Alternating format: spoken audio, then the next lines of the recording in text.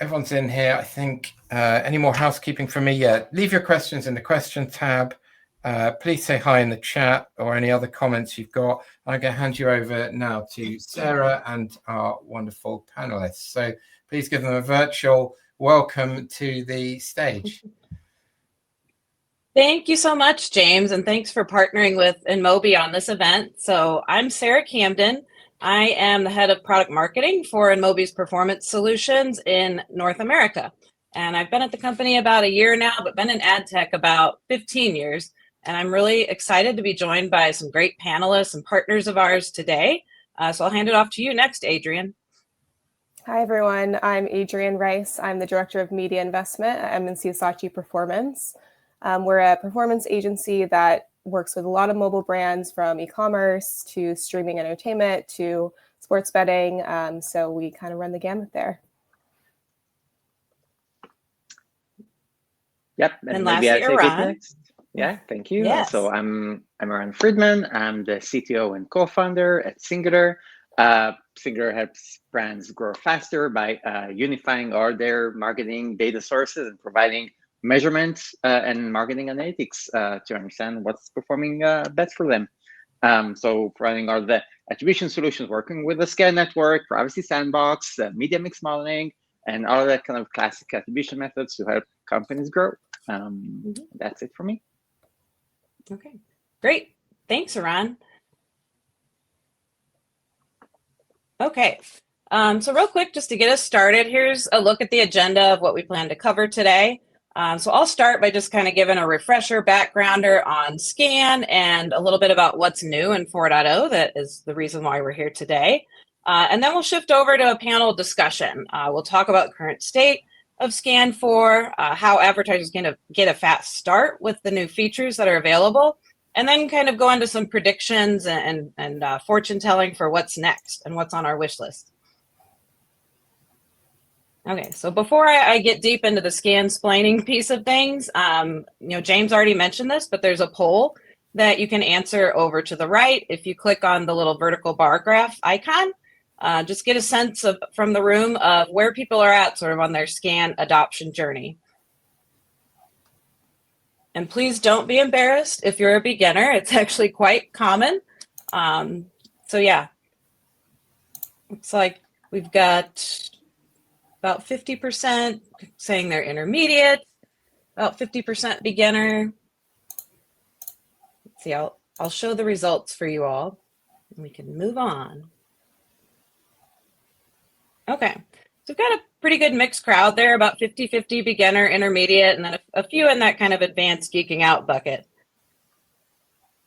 Okay, so to set the table here is a little bit about how SKAN differs from other attribution methods. So number one, users are anonymized. I think we're all familiar with app tracking transparency at this point, but it really makes us rely on privacy-safe data signals when we're thinking about how we can optimize campaigns. Number two is that Apple is the single source of truth for attribution metrics. It's the only deterministic source of iOS performance when users are not opted in to share their identifier for advertisers. Third is that performance insights are delayed. We've kind of lost access to that real-time feedback loop. So it requires, some AI and machine learning to address and bridge that gap. And then lastly, probabilistic attribution is technically prohibited in Apple's policies. So over-relying on that is a bit of a risky proposition. So that's why we see a lot of advertisers now starting their SKAN journey so that they're not left on their heels when that Band-Aid gets ripped off. Okay, so just a little bit about the history of SKAN. It kind of landed with a thud back in 2018 with version 1, and I think pretty much universally was ignored at that point. But starting when Apple announced app tracking transparency back in 2020, it began to get some features that gave us a little more glimmer of hope that this could be a usable solution at some point. And then that was quickly followed up when app tracking transparency actually rolled out with some additional enhancements that made it a more usable solution, including support for view-through attribution, multi-touch attribution, where up to 5 media partners could get assist credit for helping influence an install or a post-install event. And then also advertisers could opt in to actually get their own copy of a winning post back so that they could, verify that homework wasn't being graded inaccurately. And then what we're talking about today is SKAN 4, which got announced, last summer in June of 2022. And then in October, it actually was released into the wild. And those of us on the line have been working to unpack that ever since. So just a quick side-by-side comparison of what really improved with SKAN 4. So number one, the earlier versions of SKAN only had one postback that advertisers were eligible to receive. And this was controlled by a pesky dynamic timer that would reset for a 24-hour period each time a new conversion event occurred. And that can happen up to 63 times. So as you can imagine, creates a pretty long delay for your most valuable customers, which is a bit of a tragic irony there. But now there's actually the potential to get up to 3 postbacks, and they're delivered during defined windows. So the first postback window is the first 48 hours post-install. The second one is days 3 to 7, and then the third window is days 8 to 35. So a much more predictable mechanism of getting insight into campaign performance. Number two is, there used to be no control over conversion windows, but now there's actually the ability to lock a conversion window early so that a postback comes more quickly, which is certainly helpful to someone like InMobi from a media partner perspective and being able to get those campaign performance insights more quickly to inform optimization. Number three, the privacy threshold has changed. It used to be a binary sort of pass-fail score. But now there's a broader spectrum of different privacy scores. They've renamed it as crowd anonymity. So there's 4 tiers now instead of just the 2. And then next, there's an update to the campaign identifier, which is now named the source ID. And instead of just 100 ID limit, there's up to 10,000 different values you can define because it's changed from a 4-digit number from a 2-digit number. And then next, the conversion value changed as well. To correspond with the new privacy tiers, there's been the addition of what's called a coarse conversion value, which is a high, medium, low value that comes back either when the lower privacy threshold is met or in the second and third, the new postbacks that are eligible to be received. And then lastly, there's been the addition of support for Safari mobile web to app conversions, which opens up a whole new channel for driving mobile performance. Here's just a quick visualization of those new privacy tiers that I mentioned. On the left, you'll see that pass-fail binary privacy score, which, if you don't hit a certain number of installs per campaign ID per day, the conversion value is withheld and it will just be a null. And then also you don't get any insight into what specific publisher's app was where the ad was shown that drove a conversion. And over at the right, you'll see the new 4-tiered system. So the highest tier and the lowest tier are pretty similar to what we saw in earlier versions, but then you've got kind of this new spectrum in between where you get a little bit more info and a little bit more info depending on how Apple scores privacy. Here's just a look at that new conversion value schema. So at the top, you'll see this new coarse-grained conversion value, which is that 3 values of high, medium, and low. And it's important to keep in mind that this is called a hierarchical conversion value for a reason. So the general guidance is that you take these fine-grained conversion values, which this mirrors the 63 values that you could define in earlier versions of SKAN, and then map each of those up to one of these high, medium, or low buckets. So that could be any combination of different conversion activities or even a sequence of events, that really kind of define what a high, medium, or low value customer looks like for your specific app. One note I'll make too about the fine-grained conversion value is that's only eligible to be received during the first postback with SKAN 4, whereas the second and third new postbacks will only receive the coarse-grained conversion value. And then here's a look at the new hierarchical source ID or campaign identifier. On the left, you see an example of the 2-digit value that was available in earlier versions of SKAN. And now on the right, you get up to 4 digits, which you get the extra 2 digits depending on the level of crowd anonymity that you achieve. With the higher 2 tiers, being eligible to receive those extra digits. And from a media partner perspective, this is really useful to us from an optimization and testing standpoint. Gives us a lot more flavors that we can test and optimize against. And at the bottom, you'll just see a sample of some of those types of privacy safe signals that we tend to use when we're targeting campaigns. So it could be based on traffic, like what type of device, or connection type, or temporal information like the time of day, or the day of week, or even where somebody's located. Opens up ability for more creative testing, so the creative theme or the ad slot, or what format the ad is in. And then also looking at what supply the ad is running on. So whether it be the ad network or exchange or a specific app or category of app. Those are the typical things that we like to test. And then I think this is one of the things that people rejoiced about the most when SKAN 4 came out is the removal of that pesky rolling timer that kept resetting for 24-hour periods up to 63 times. Being replaced by those 3 fixed conversion windows of 0 to 2 days, 3 to 7 days, and then 8 to 35 days, plus the ability to lock each of those windows early. There is still a randomized delay that comes into play once the conversion window closes. So for the first conversion window, it's 24 to 48 hours post the window closing is when you'll receive the post back. And then for the second and third post backs, it's a 1 to 6 day long delay. So just to kind of recap what I covered, here's why I think that the enhancements that SKAN 4 brings are exciting. Number one, the multiple postbacks with simplified delivery. This gives a whole new level of insight into post-install re-engagement. Number two, the fixed windows and locking. This makes insights much more predictable and can facilitate time-based cohort analyses. Hierarchical source IDs gives us 100 times more opportunities to uncover learnings that improve optimization. And hierarchical conversions give us performance insights a lot more rapidly, predictably, and frequently with those new windows.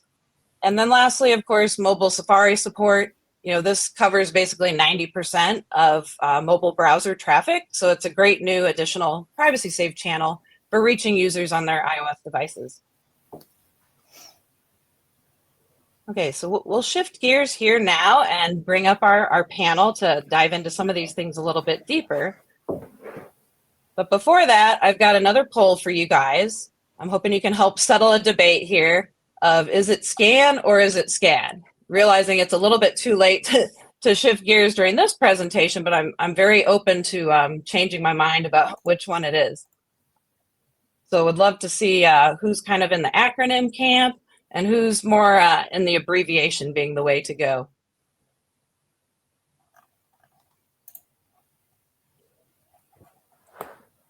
Got a few votes rolling in here. I don't know, what camp are you guys in, Iran and Adrian? Yeah, I'm firmly in the SKAN camp. For some reason, SKAD just does not sound nice to me. I have to agree. I was always in the SKAN camp. It's the right way to go. Acronyms for sure, and sounds much, much better. Yeah, I tend to agree with you guys too, and it looks like the crowd out there is agreeing as well. So we've got about 86% right now in Camp SKAN. Okay, so let's jump into our discussion here. We've talked about, or at least I have, about SKAN 4 changes, being kind of an exciting landmark in the progression of SKAN. So what do you guys think as far as SKAN 4 marking a turning point for Apple's attribution framework? Maybe I'll toss that over to you first, Adrian. Yeah, we've tested a lot with SKAN 1.0, 2.0, 3.0, and we just haven't seen the same level of performance as we did with IDFAs. So it's been a real challenge to get SKAN campaigns scaling and really trusting the data that comes back from it. So I'm very hopeful that SKAN 4.0 is going to be a big turning point, and there's two main reasons behind that. One is the optimization perspective. So when you have all those additional source IDs, there's a lot more insight you get into what actually is performing, what's not performing. And as you said, there's a lot more testing capabilities with creative or ad placement a lot more insight you can glean so you can optimize the campaigns better. And number two is the conversion measurement perspective. So getting those multiple post backs, getting the fine grain, but also the coarse grain conversion values. You just see a lot more insight into what the users are doing in your app, how they're converting, and ability to measure the lifetime value of those users a lot better. So very helpful for SKAN 4.0. Great, that's great to hear. Maybe Iran, we'll toss it over to you to hear more from a technical standpoint. What are your feelings on this?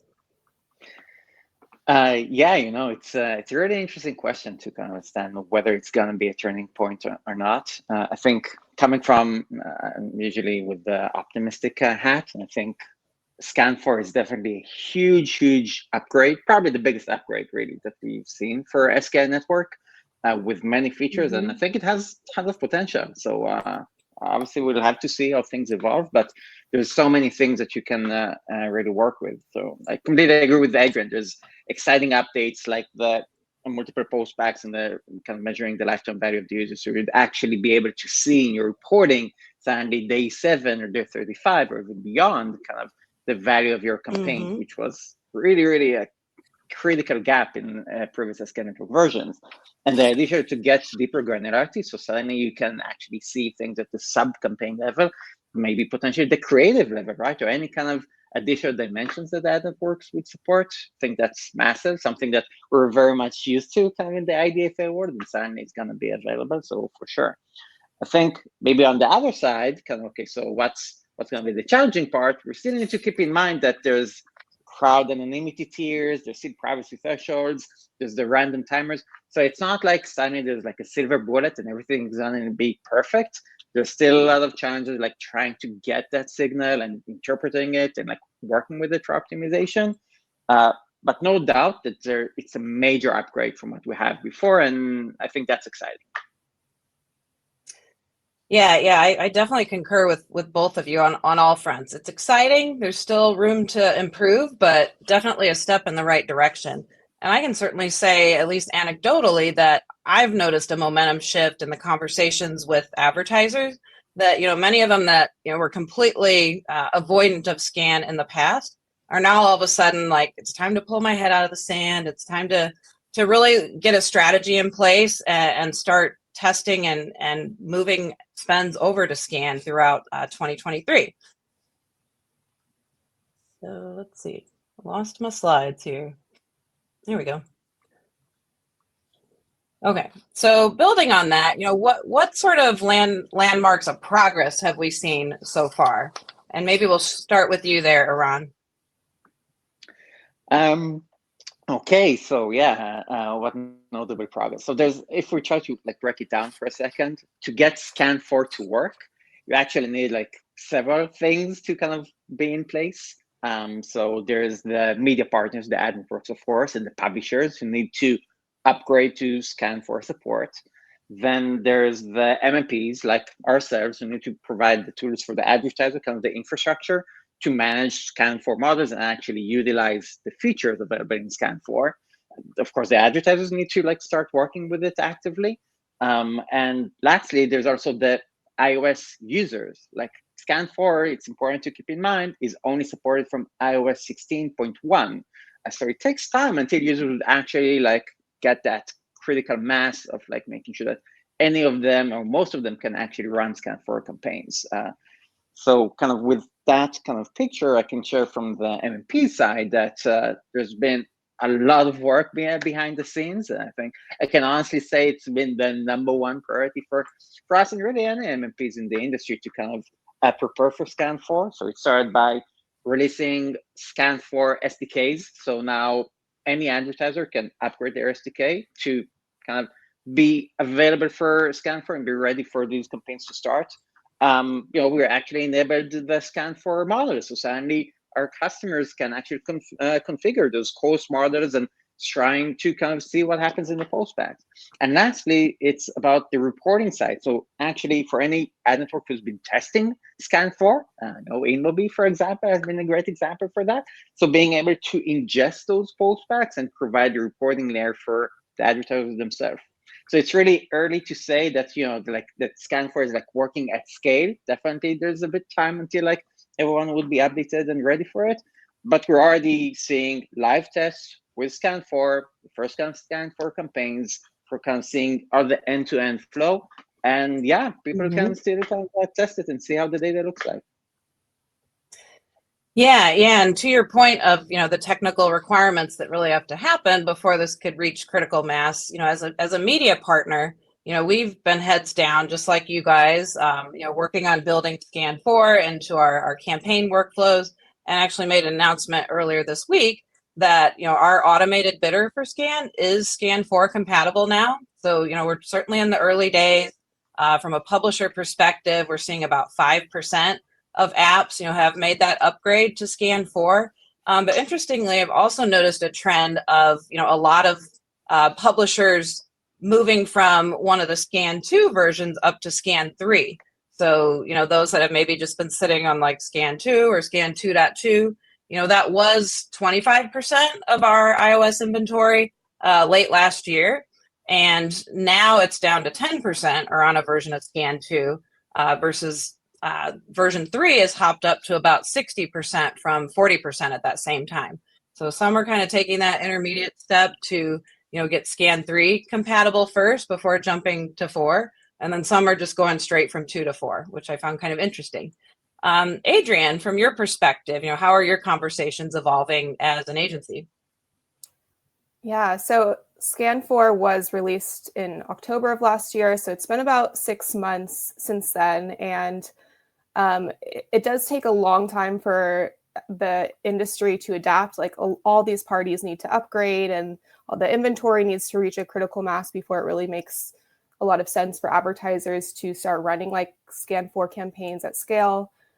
So we haven't done a ton of testing for SKAN4, but there's been a lot of research that's come out about SKAN4, a lot of really great resources about how the postback works, how the data is going to come in, like ways to set up your conversion values. So I think it's great to read up on all those resources, see examples of how different apps or app verticals might want to set up their conversion values. So if you're a gaming brand and you want to track revenue, there's different ways to kind of map that into the fine and coarse grain conversion values. So I think it's about kind of preparing for the time when SKAN4 is going to be at scale, upgrading your SDK, number one, working with your MMP to set up your conversion values for SKAN4, just doing all your research and all your education now so that once we are ready to test SKAN4, you're really like going to hit the ground running. Yep.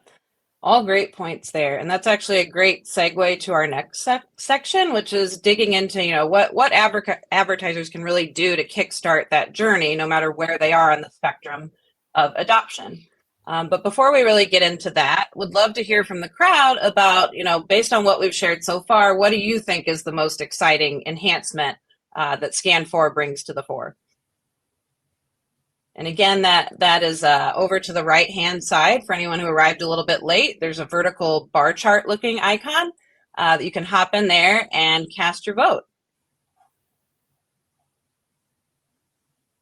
Let's see.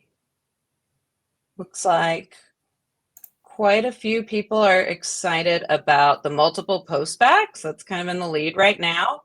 And then a pretty fair split between the rest. So yeah, we'll continue our discussion here. So let's start with the newbies. For those that are on sort of the beginner end of the SKAN adoption spectrum, what sort of advice can we give to them? And I'll toss that to you first, Adrian. Yeah, so SKAN is very complicated. There's a lot going on, so it's really easy to get overwhelmed when you're thinking about all the different factors and the different conversion values and the time delays. So I think it's really valuable to work with an agency. They are going to be putting all their time and effort into figuring this out, working across multiple different brands, seeing how different brands are approaching the same issue. They can really guide you through it, simplify the process for you, advise you strategically on how best to set things up. So you're not alone. There are resources, there are agencies, MMPs out there that can help you through this process. And I would also recommend just start simple. Don't try to test everything at once. Just set up your conversion value. start testing with 1 or 2 partners, see how that goes before you start introducing a lot of complexity into it. Great perspective there. What do you have to add, Ron? Yeah, I think Adrian had really the best advice for beginners for sure. But if I have anything to add, I would say, again, coming from the data side, kind of don't just like give up once you kind of start and see kind of bad performance or anything. There's so much opportunity to optimize there, and starts by like looking at the data, like at accurate performance. So start simple, like Adrian said. Don't kind of wet in the past and like wet on the sidelines. There is really opportunity there to scale successfully in iOS. It just requires a bit of a learning curve there, right? So start your campaigns, look at the data, optimize there, iterate through your models, and kind of until you get to that point. And yeah, we're always happy, like both the agencies and the MMPs and the ad networks out there are happy to help you kind of understand how things look like and help you optimize. Yeah. Yeah, great thoughts there. And just to add to that, lean on the work that others have already done. There's been a path that's been paved. All the folks on the line here have kind of been all in with SKAN since its very earliest days. And so there's a lot of mental equity there built up, and take advantage of that. Also, some of your peers, a lot of apps have been testing with SKAN, and, leverage those learnings and lean on that. And folks like Singular and in Mobi, like we host workshops to just educate people, give them 101, 201, 301 type learnings on what they need to know with SKAN, so you don't have to get mired in those hundreds of pages of Apple documentation that are out there.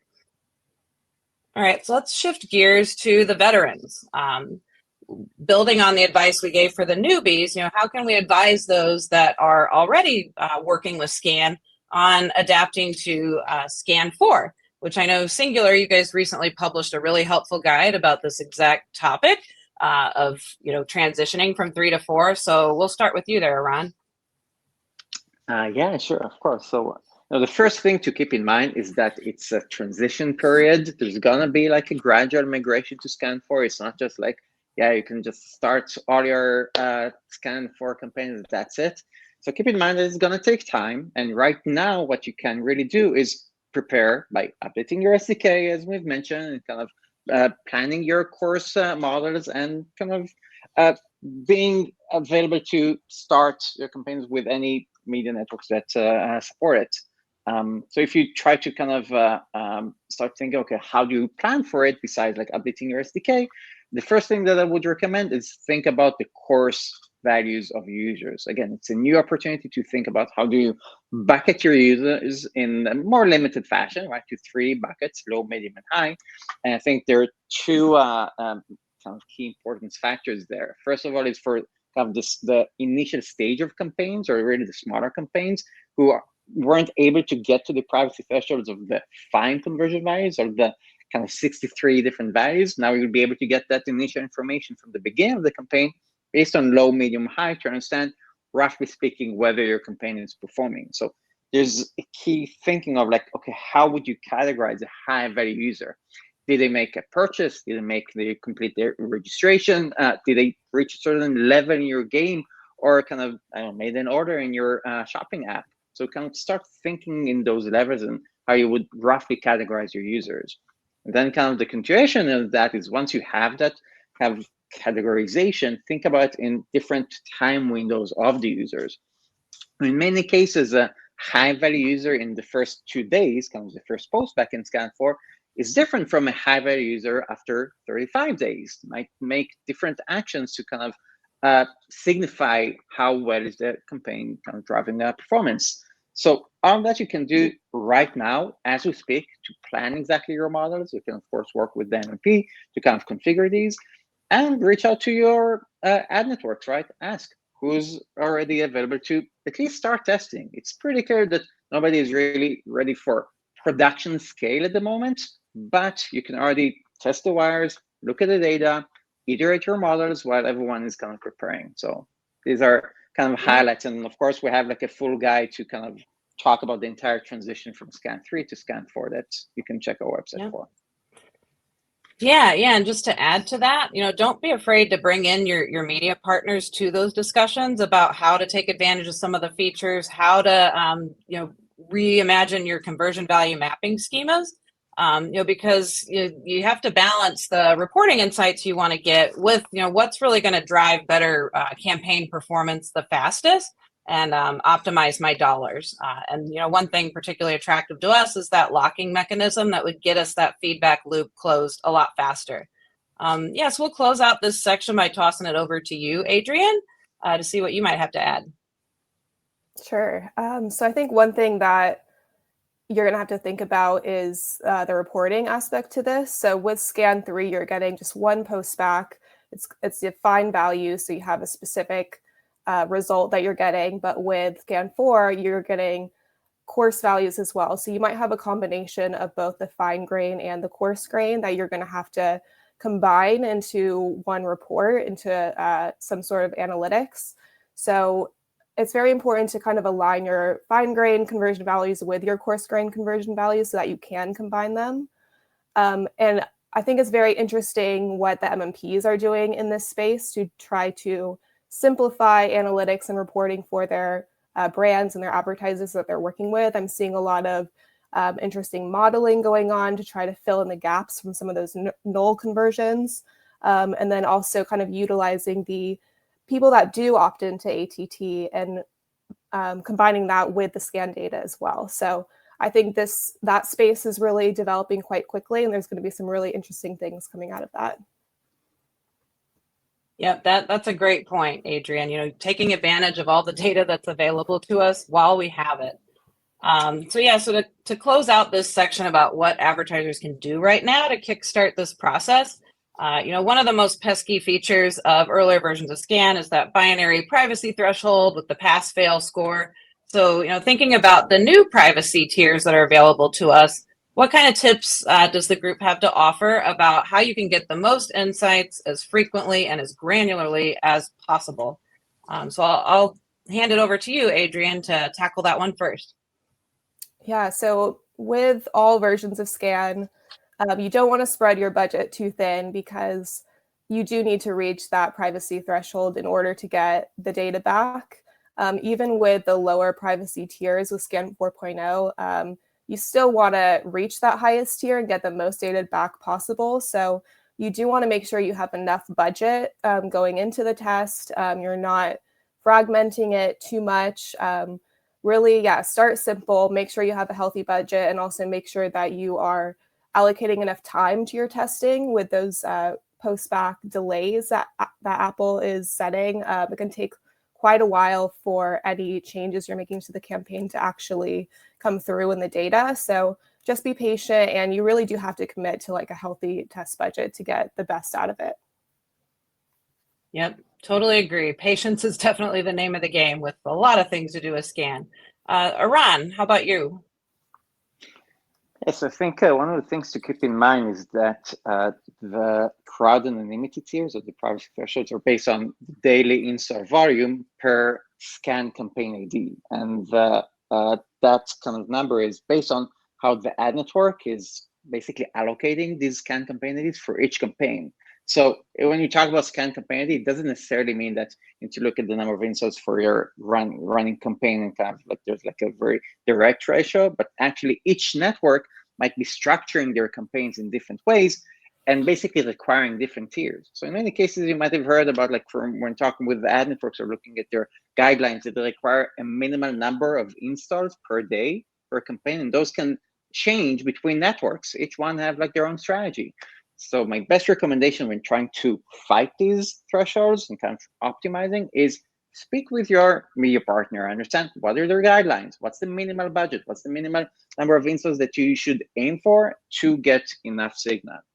And then kind of on the missing information, like Adrian mentioned, kind of on the censored information, the null conversion values, work with your MMP reports because we're essentially providing a reporting the model conversion values on top so you can see your true performance. So basically we can model based on the IDFA-based data and the general user behavior, we can estimate which conversion values were actually hidden from you and what's your true performance. So make sure to utilize these tools and talk with your media partners to get the most of these. Yep, totally agree with you, and can say from the media partner perspective, we've found it at Mobi a great use case for AI and machine learning, which is why we've devoted resources to building automation for this, so that we can rapidly iterate on those campaign IDs and recycle them when we figure out something isn't working. So let's move on to our last section here. So what's next? So before we close out here, would love to hear from the audience once again. This last poll, basically sentiments of how you're feeling today compared to a year ago when it comes to the outlook of your app growth perspective.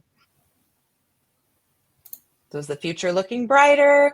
Are you kind of cautiously optimistic based on what you're learning, or do you think we're barreling towards the apocalypse? Let's see.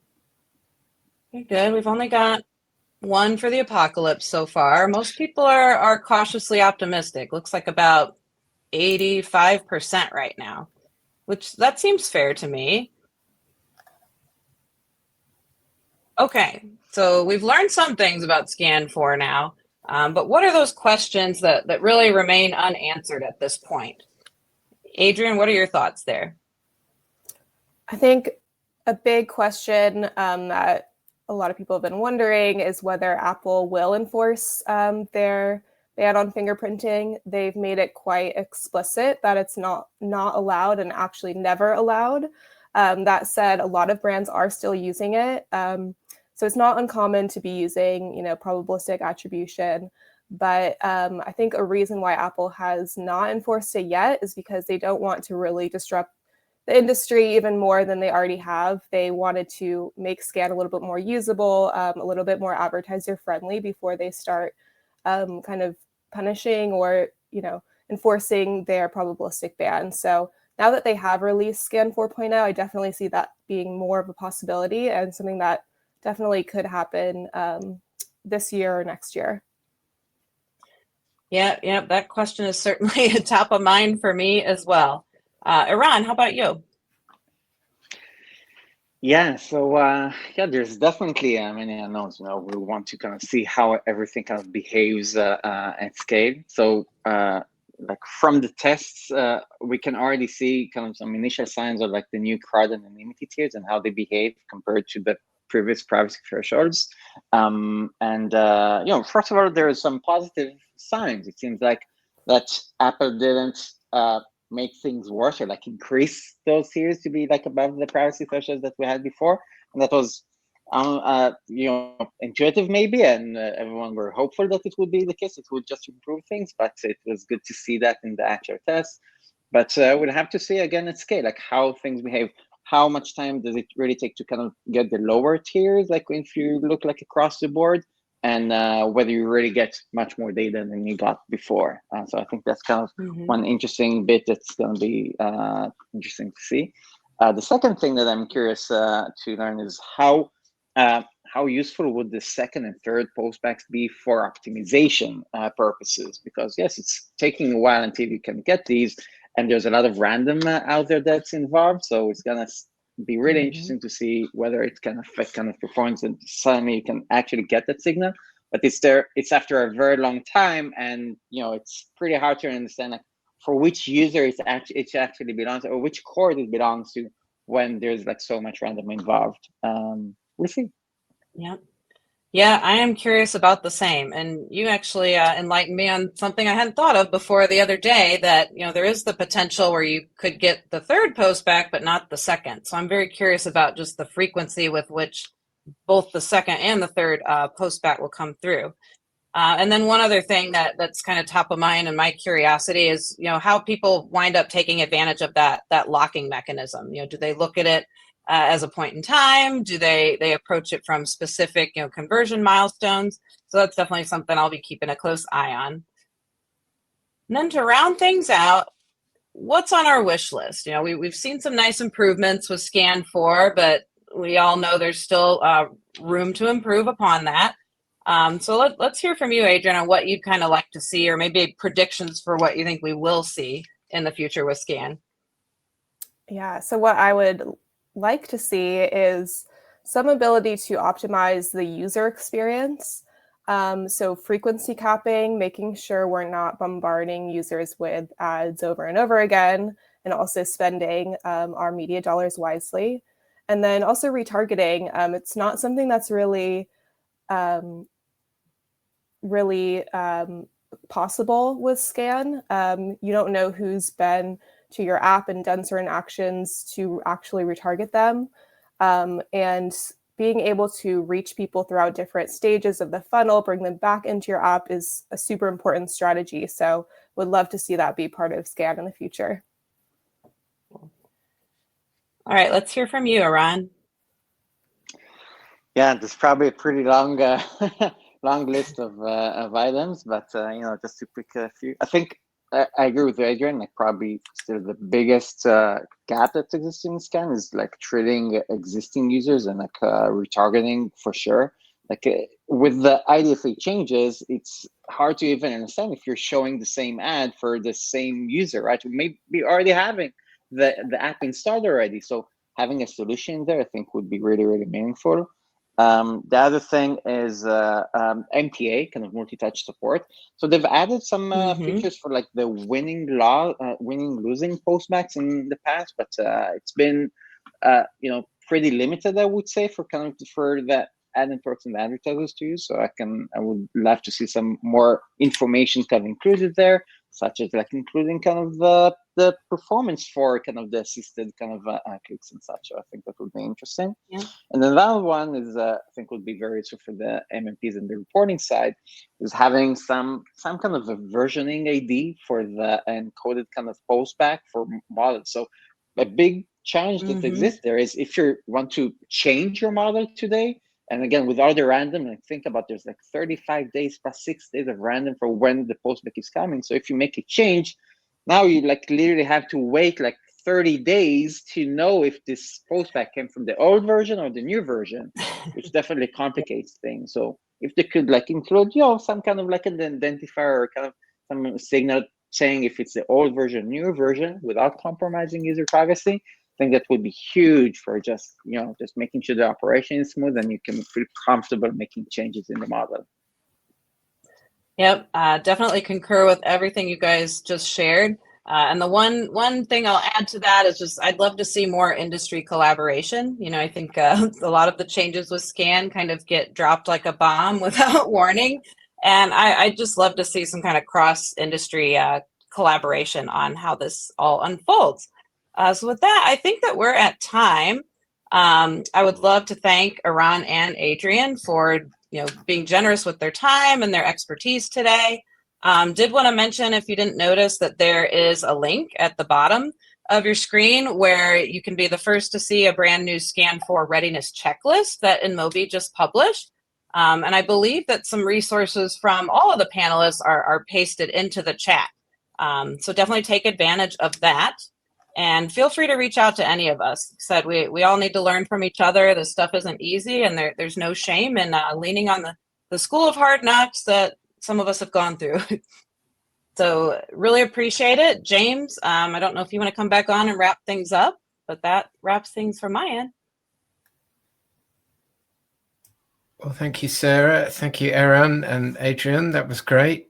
We do have a few questions. I think we're quite close to time, but let's see how many we can get through. And there are some good ones. So let me push you all back onto the main stage, and let's see how many we get through. I think, and Christine, were you going to drop the links in maybe Tala or Christine can drop the links to the additional resources in there. In the chat, and I'm sure okay, well, let's see how many we get through. So Aidan is asking, most advertisement platforms such as Google and Facebook are not integrated with SKAD. He calls it SKAD 4.0. Do you have a rough idea when they're going to come up with a solution? Maybe I can volunteer to comment on that. And maybe before starting, I know there's like a bunch of really great questions out there. So even if we won't be able to cover everything, don't hesitate to reach out to us. Like we can reach out to our LinkedIn, for example, either Sarah, Adrian, or myself, and we're happy to answer anything you have in mind. But then kind of on the question, so you're right that Facebook and Google and others aren't like fully integrated with SKAN4, but many of these are working as we speak on supporting it. I think InMobi is a great kind of early adopter and already released their SKAN4 support, and Facebook and Google are also working on it. So I can't comment on official timelines from Facebook and Google, but I can definitely say that it's in the plans, it's prioritized. We're working on tests as we speak, and it's. I hope that in the next couple of months you'll hear more news from these type of partners. Okay. Anyone else want to comment on that? Yeah, I think Facebook in particular has really been affected by the ATT and the privacy changes. So they're very motivated to get back to the performance that they were seeing before and bring advertisers back in. So I would expect them to be integrated very soon with SKAN4.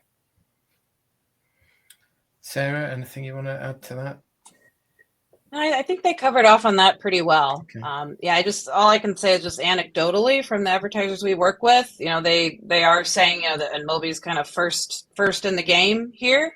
But I would expect others to be fast follows. And Mick has a provocative question here. I did check to see if he was an agent provocateur, but he's CMO at an app. So I think it's a genuine question. He said, does this mean MMPs are dead? That's a great question. I'm happy to take this as an MMP, coming from my view, of course. So, it was kind of the same type of question that we received when SKAN was first announced, actually, kind of the first version out there. I'm saying, wait, if Apple is doing the attribution on the device, so does it mean that the MMP, does it still have value? And, I can already say from kind of the experience of other versions of our SKAN network, and definitely from SKAN4, is that at the end of the day, it's just an API, it's just a tool, but there's so much things that you need to do to really work effectively with it. Think about building all the conversion schema support, integrating with all the ad networks, collecting all the data together, validating it, providing all the modeling on top. It's a huge amount of work, and it's really, really complicated. Now with SKAN4, you basically have 3 new models. There's coarse and fine, there's source hierarchies, there's crowd anonymity tiers. There's so much work to do. Literally, we have a company dedicated to it.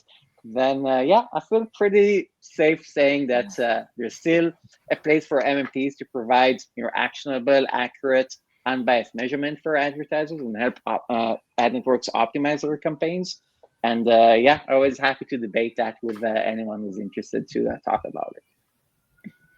Yeah, I will second that. I definitely recommend working with an MMP. They're just going to do all the heavy lifting for you, make it so much easier.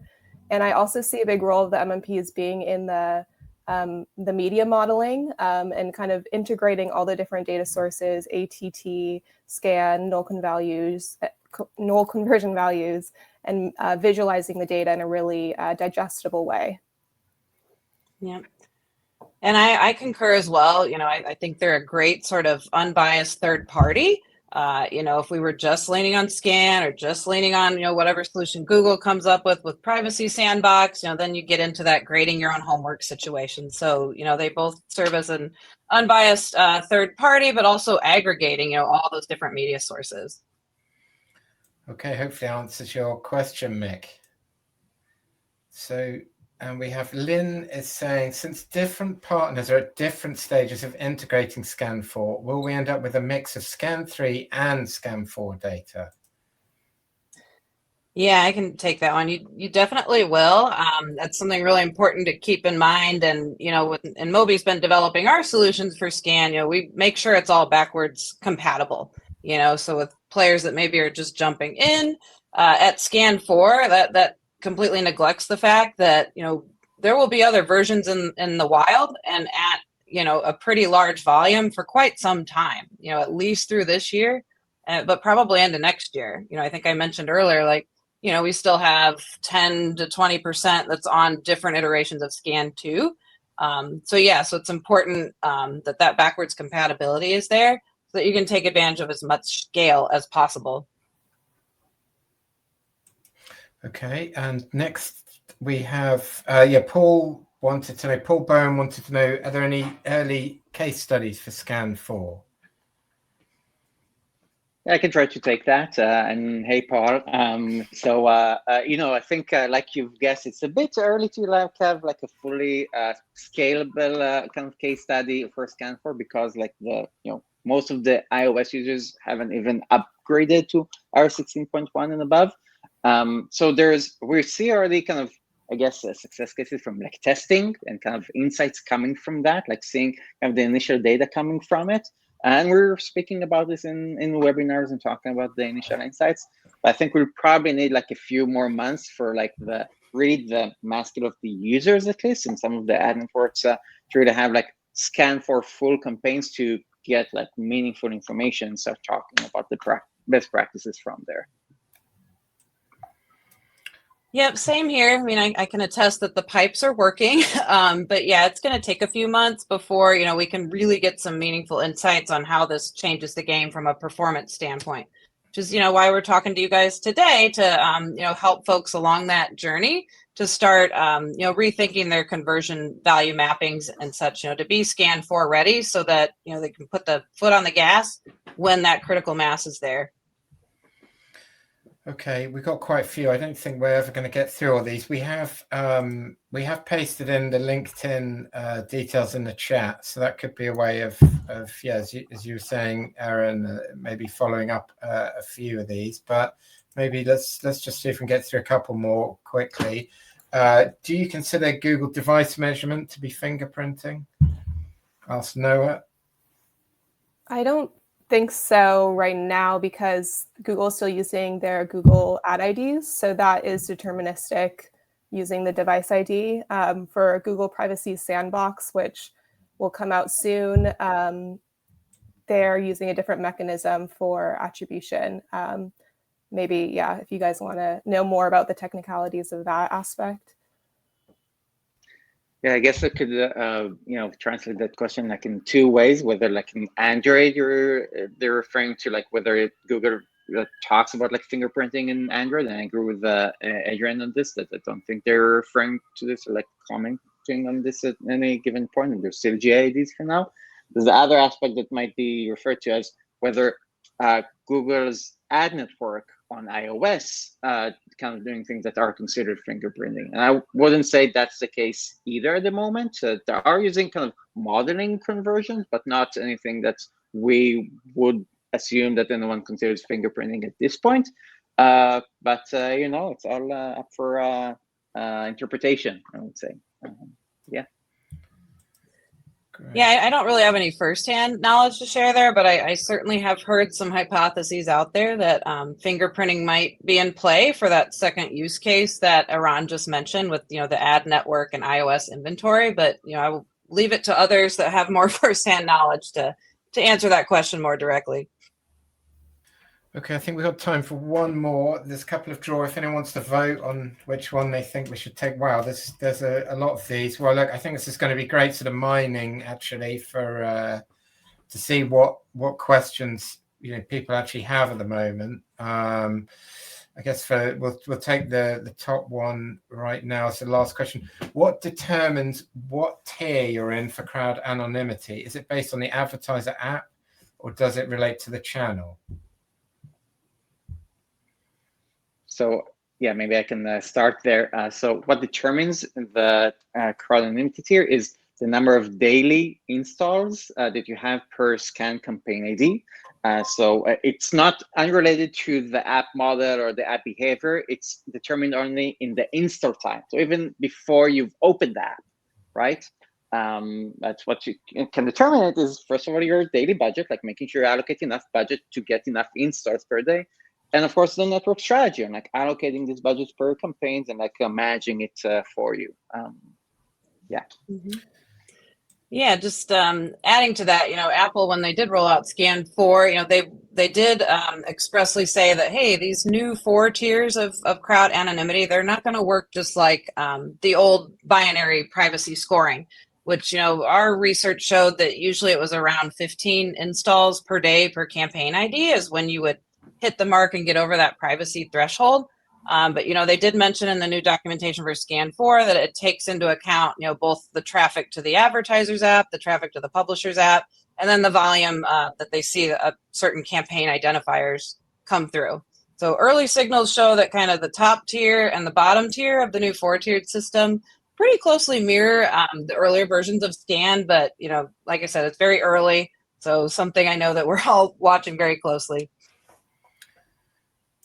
Great. Okay, well, I think we've been going an hour's absolutely brilliant discussion. We've still got a lot of questions. I think maybe we'll pass them on to the panelists, and who knows, maybe someone will be able to reach out and get in touch on some of these, because there's a lot of very detailed questions, or maybe we'll do a follow-up. I don't know, but yeah, thank you very much for joining us today.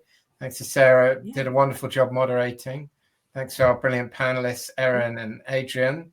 And thank you all very much. Thank you. Thank you, James. Thank you, everyone. Bye.